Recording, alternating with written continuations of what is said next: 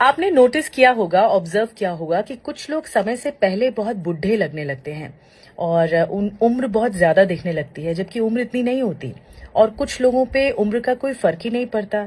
ऐसा लगता है कि वो दिन भर दिन जवान होते जा रहे हैं, यंग होते जा रहे हैं। क्या राज है? क्या एजिंग का सीधा कनेक्शन आपकी डेट ऑफ बर्थ से है? नहीं। एजिंग का कनेक्शन आपकी डेट ऑफ बर्थ से नहीं है। एजिंग का कनेक्शन आपके बॉडी के सेल्स से है, क्योंकि सेल्स में साइंस कहता है, और इसे बहुत अच्छी तरह समझाया डॉक्टर एलिजाबेथ ब्लैकबर्न ने, जो कि नोबेल प्राइज विनर भी रही हैं 2009 में मेडिसिन के लिए। उन्होंने एक चीज डिस्कवर की कि एजिंग का कनेक्शन सेल से है। अब देखिए, हमारी बॉडी में ना millions and trillions of cells हैं, लेकिन सेल्स का एक प्रोटेक्टिव गार्ड होता है, और जिसका टर्म होता है टेलोमियर्स। TELOMERES, telomeres. ये टेलोमियर कैसे होता है? ये एक तरह से कैप की तरह होता है डीएनए पर।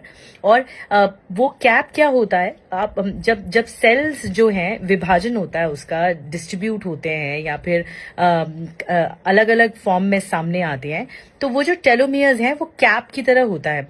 इसे आप ऐसे समझ सकते हैं कि आपने जूता देखा है, जूते का फीता होता है, फीते के एंड में आप देखेंगे तो एक प्लास्टिक जैसा हार्ड मटेरियल होता है। अगर वो नहीं रहेगा तो जो लेस है उसके रेशे निकलने शुरू हो जाएंगे, लॉक नहीं होगा।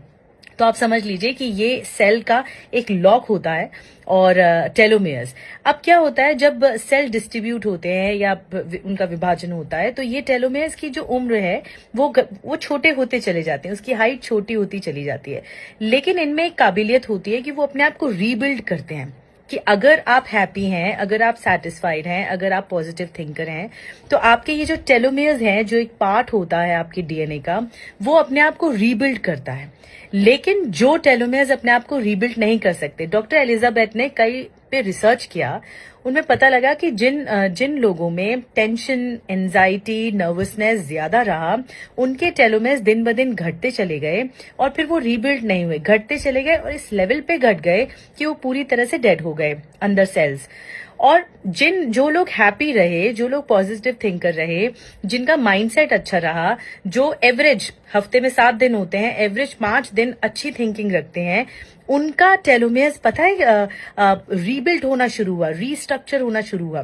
तो ये थ्योरी कहती है कि टेलोमियर्स जितने कम होंगे, शॉर्टन होंगे, या फिर मर जाएंगे, तो आपकी एजिंग शुरू हो जाएगी। यही एजिंग का प्रोसेस होता है।